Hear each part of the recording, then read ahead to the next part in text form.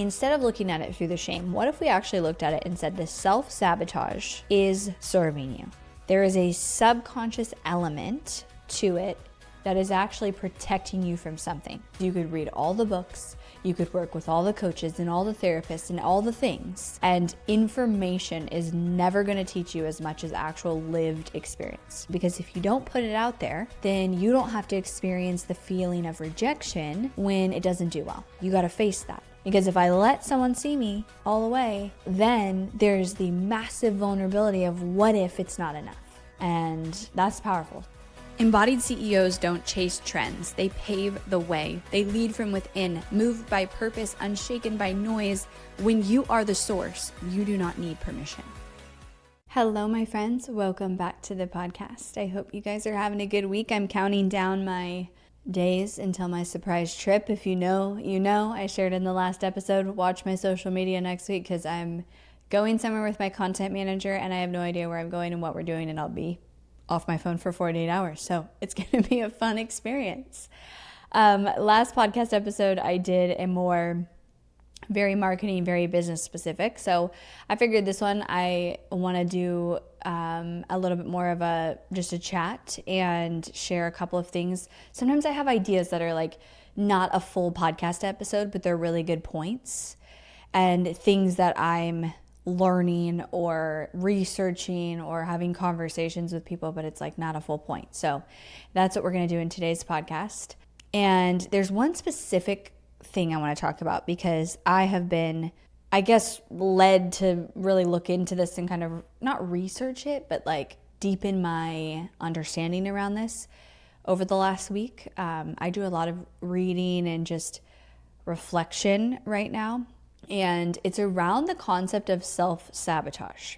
And I put an audio in our Obsessed group, that's our membership, our $7 a month membership, and they get a weekly audio from me where I talk about something and then I give them prompts. And I use this as the topic because I am really fascinated and drawn to this right now. And usually when that happens, my learning and processing of something is helpful for somebody else. And I see this specific thing play out actually a lot in business. So let me back up a little. I am, as you guys know, because I share a lot on the podcast, I am definitely in a season of my life of massive evolution. And I feel like I'm stepping into a totally new version of me. And in order to do that, this old version of me has to literally die. And it is painful and scary and uncomfortable and hard and just a lot of things. And so I think right now in my life, I am learning more than I ever have. And if you want to learn, you have to be in the arena. I have a big sign in my office, the man in the arena, the Theodore Roosevelt quote. And I believe this so much. And I believe this also in our personal life. We as humans learn through experience. I believe that is what we're here to do. Experience life, and through experience, through relationships, through actually doing and experiencing things, you learn. Because you could read all the books, you could work with all the coaches and all the therapists and all the things, and information is never going to teach you as much as actual lived experience. And so right now, I feel like I have put myself into the arena of personal evolution and going, okay, this is the version of me that I want to become, that I am becoming, that I already am, that's already accessible to me. And in order to do that, I have to probably get pretty uncomfortable and learn through that. And so that's the season of life I'm in. It's not good, it's not bad, it just is. And I had coffee with a friend this morning actually who was like, what's the updates? How's things going? And I was like, I took a breath and I was like, I'm learning a lot. Like that's how I would summarize my life right now. I am learning a ton. And some days I feel on top of the world. I'm alive and I'm so grateful and I feel amazing and I feel grounded. And then other days I have harder days. And that just, it is what it is. So I was reading this book this weekend about the concept of self-sabotage. And I know that some of you listening to this probably understand this concept better than I did before I read this book. But I always thought of self-sabotage as like something that I didn't do. Like when I heard the word self-sabotage, it would be like, oh, purposefully doing things that hurt myself. And then I realized, oh, I do that. I do things. I don't think they're on purpose. I think that they are, out of my control. But I do those things. And so anyways, in this book, it talks about how we all sabotage ourselves in different ways. We all do this. And it's kind of like the merging of your subconscious and your conscious mind. Because your subconscious mind actually has like a fear or something it's trying to avoid or protect yourself from. And that, as we know, our subconscious mind is stronger than our conscious mind. And that's actually running the show. And then you have the conscious mind going, I want to grow a business.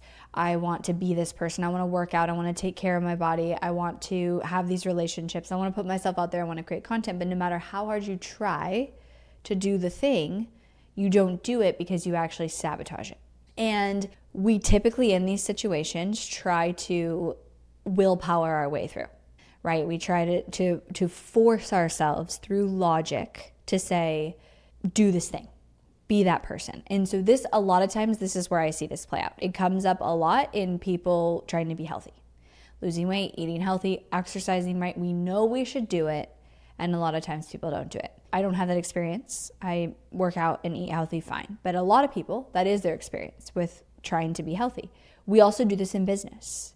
When you go to put yourself out there, creating content, being consistent, having sales conversations, doing something new, like so much of business is putting yourself out there, doing things you haven't done before, doing things that make you uncomfortable. And how many times do people have the experience of, I know I should be creating content, I know I should be recording video, I know I should put myself out there, I know I should have those sales conversations, I know I should have reached out to that potential client, but I just didn't do it. We do this in relationships.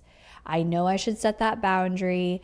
I know that I should, to say what I feel. I know that I should maybe not hang out with that person or whatever, but we still do it. So this comes up all over. I want to have a clean house, but for whatever reason, you constantly have a messy house. Another one that I feel like I do is being busy all the time. Being busy is a way to self-sabotage ourselves because of what I'm going to talk about, the next layer to this. So anyways, we all do this.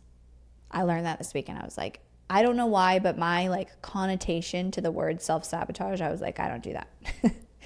I don't self-sabotage. I don't do things on purpose to hurt myself. And then I'm like, oh, wait, I do. Just not in a lot of the ways that other people do. I think that's actually the tricky thing for me is I'm dialed in terms of health and my business and most areas. And then there's areas that I do self-sabotage. Anyways, instead of looking at it and going, why am I doing this? This is so annoying. I'm better than this. And the shame that comes up, right? When you have something, think of something right now, something that you constantly are like, I want to do that thing.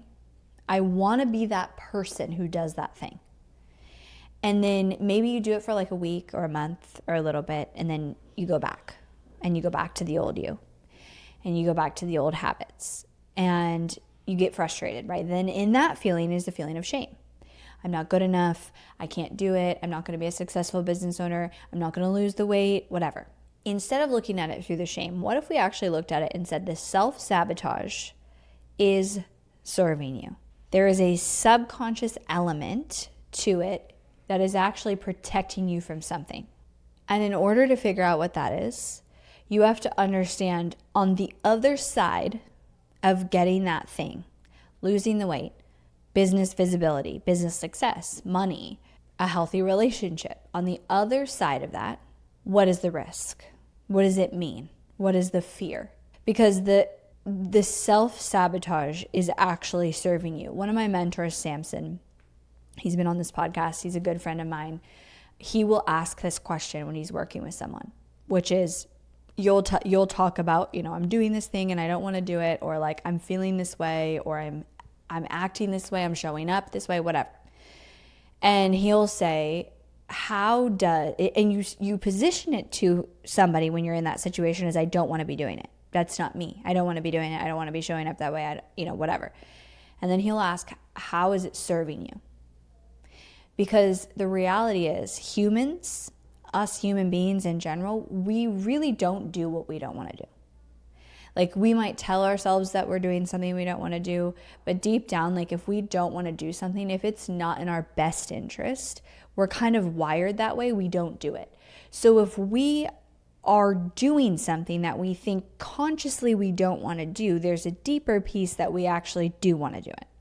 And it's serving us in some way. So the first thing you have to understand is, how is it serving you?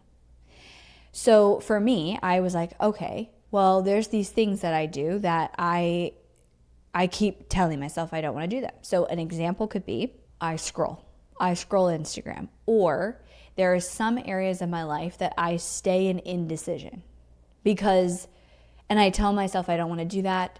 I don't want to be that person. Like in personal areas of my life, I stay in this place of indecision. And I was like, okay, let me look at it this way. So if I keep going to the habit of scrolling Instagram at night, which, by the way, I have actually been way better at this in the last 2 weeks. But anyways, that's probably my worst habit. If I keep going back to that and I keep telling myself I don't want to be that person, I don't want to be the version of me who scrolls Instagram at night. I want to be able to sit in stillness. I want to be able to be present. I want to be able to be bored. Okay, how is it serving me to do that? Well, that's actually easy when I really look at it. What is it doing? It's preventing me from having to actually be with myself and most likely feel emotions I don't want to feel. So by scrolling Instagram, and also I do this by being busy all the time, by constantly being in motion, by moving at a fast pace, by packing my schedule, by always having something I need to do or somebody that needs me, I get significance from that, but I also get avoiding having to actually be with myself and having to be with what is underneath it all, because that feels too overwhelming. That feels too scary. So to do that, I would have to slow down enough, I would have to get quiet enough, and then I'd have to be in that discomfort. And that discomfort, those emotions for me, those emotions of fear and grief, whatever comes up, is so scary it feels like I'm dying.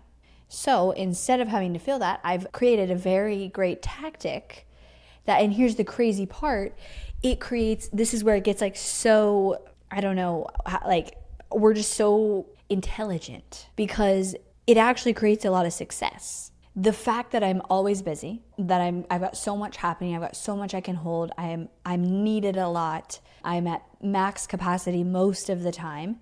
Well, guess what? It creates a life where I have a very successful business. I have a life where I'm constantly striving for giving my kids the best, because we're doing amazing things, because we strive for the best. It allows me to be an athlete in CrossFit, like all these things it creates. But at the root of it, the foundation of that is not necessarily a good foundation. Not good. I don't like good or bad. It's not a sustainable foundation to become the version of me that I'm becoming.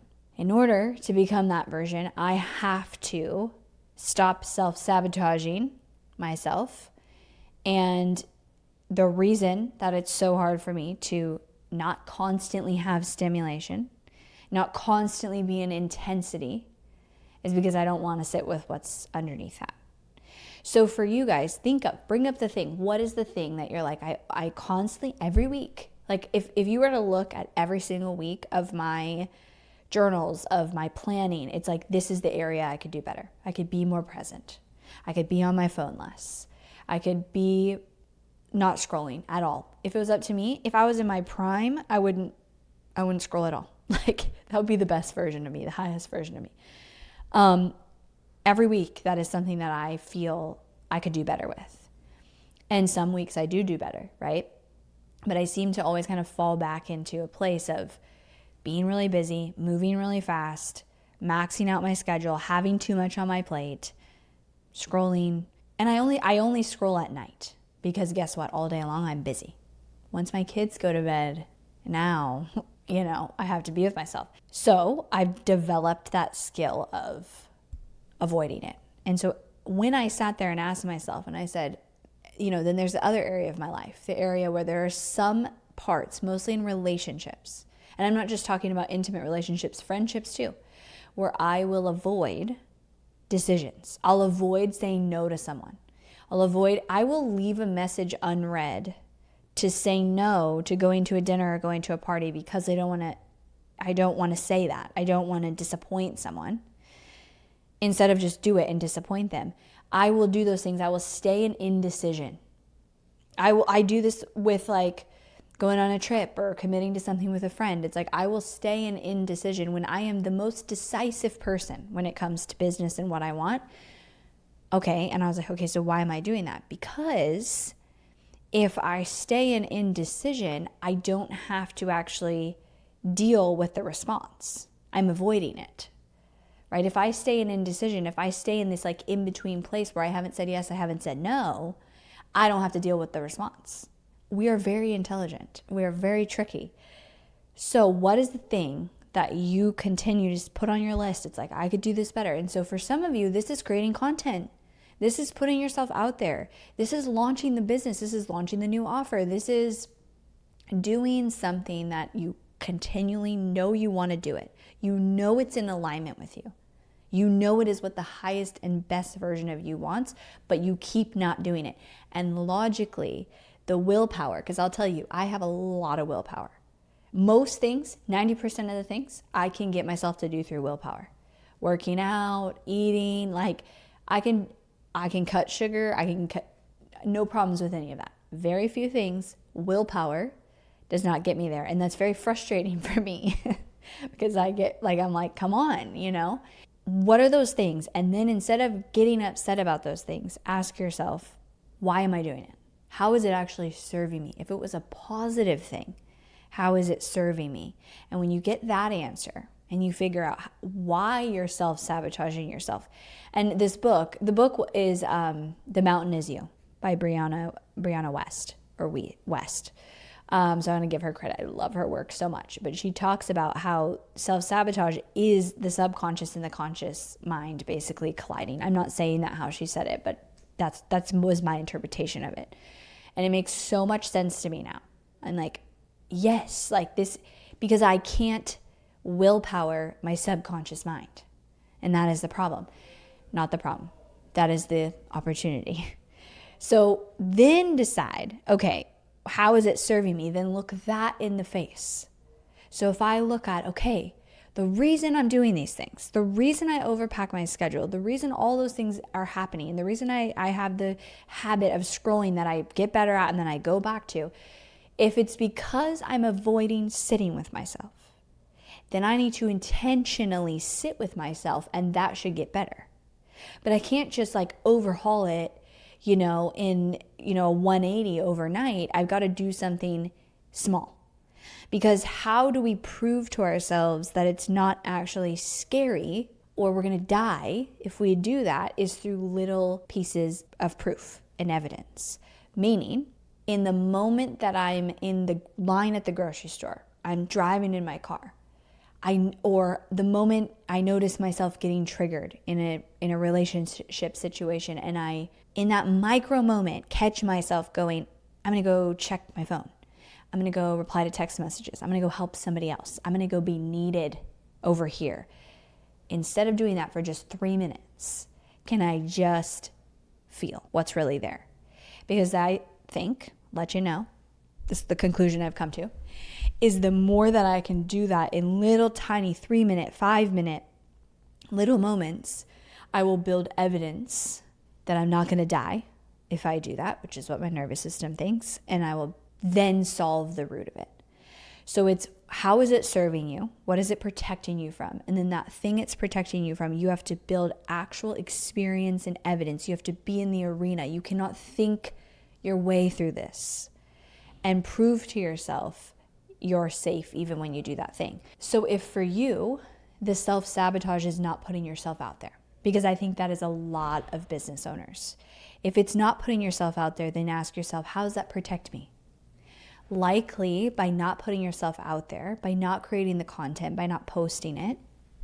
You tell yourself, oh, it's because I don't have time, I don't know what to post. But deeper down, there's probably the piece of it's serving you, because if you don't put it out there, then you don't have to experience the feeling of rejection when it doesn't do well. Or you don't have to feel the experience of judgment when you post it and your family says something, or you feel stupid, or whatever comes up. You got to face that. So then once you're clear on that, okay, that's why I'm not actually doing that thing. This is what it's protecting me from. Now, how can you build a little bit of evidence where you literally like lead yourself through this? You post the thing, you sit in the discomfort, you sit in the fear, you acknowledge it. I feel scared, I feel rejected because it didn't do well. And you actually acknowledge that and then lead yourself through it and go, well, it actually doesn't, let me feel that rejection, but also let me find evidence against it. Am I actually being rejected? Am I actually being judged? Or is that a story that I've made up? And then slowly you're going to change that and you're going to build it. So that was the realization I had this weekend. That was big for me. And I really think this is why at the end of the day with business, it's like you can have all the strategies, all the tactics, all the things in your toolkit. And if these things stay in the way, you will stay in the exact same place. Because until you can become the version of you that is comfortable being visible, that is comfortable taking risks, that is comfortable putting yourselves out there, that is comfortable having hard conversations. I think for me, a lot of my opportunity is in relationships. And what do you think a team is? It is all relationships. So the more that I can learn here and be more comfortable in relationships, it's going to absolutely improve my leadership, which is definitely the direction I have to head to get to 8 figures. So again, like these things, you will come up against these walls and they can only be addressed in this depth. And that's why I talk about these things on the podcast, because through my own personal experience and my own growth, I know that these are the things that move the needle more than any marketing strategy, any tactic, any ad hack, whatever is ever going to move it. Because if you have all of that, and people do this all the time, I see it all the time. They have all the strategies, they know exactly what they need to do, and they still don't do it. They don't post the thing. They don't launch the lead gen. They don't put the offer out there. All these things. And then they go, oh, I need that coach. I need that program. I need to go study someone else. I need to look at this one more time. That's self-sabotage. All of that is you protecting yourself from the thing you're actually scared of, okay? So I hope you guys found this helpful. I guess that was basically a podcast topic. I stayed focused on mainly one topic. There's one more thing I wanted to say. I was like, should this be its own episode? I don't think so, but I saw this thing the other day, and I think that some of you guys will relate. And it's somewhat related to what I was just talking about, but I think for me, it's like, I feel that in this season of my life, it's almost like this armor and shell that I've carried for most of my life is cracking in a good way. And a lot of it has to do with control. You know, that is my life's work, is being able to be out of control. I think I learned from a very young age that I couldn't trust adults' responses to me being out of control, meaning having big emotions. And so if I controlled my response and the way that I showed up and my environment, then I was in control and I had autonomy. And I was actually just sharing with my husband the other day, I used to, when I was like 8, 9 years old, I used to plan my day hour by hour, like every 15 minutes. And I was like, you know, if one of our kids did that, I would actually be a little concerned, because that's a little like excessive. And I was like, why did I do that? Like I was a weird kid. Like I planned my day hour by hour. I would pack my days, even at 7, 8 years old. It was like all these things I would self-inflict on myself. Like I have to walk the dog. I have to do all these chores. I have to work out. I got to run outside. I'm going to do this.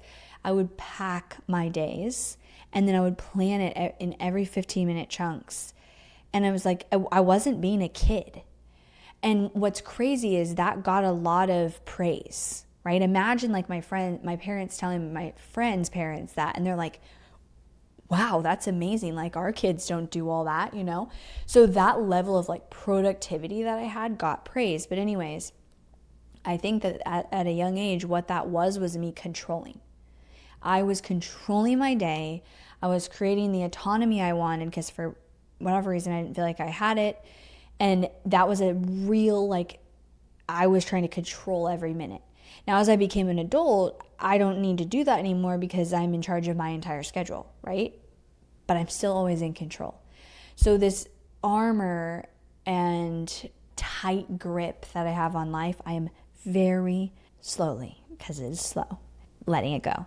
I was sitting outside the other night doing my thing that I'm doing to not scroll, which is sit outside and look at the stars. And a lot of times I do a lot of thinking, and I just had this like thought come in, and it was a voice, and it was like, what would your life be like if you didn't care about being in control? And that's where I'm at.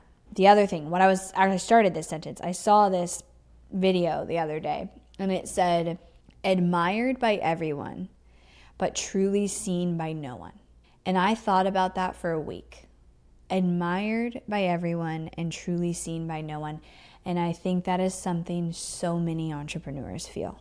Because you build a platform, you build this entire empire that you are in control of.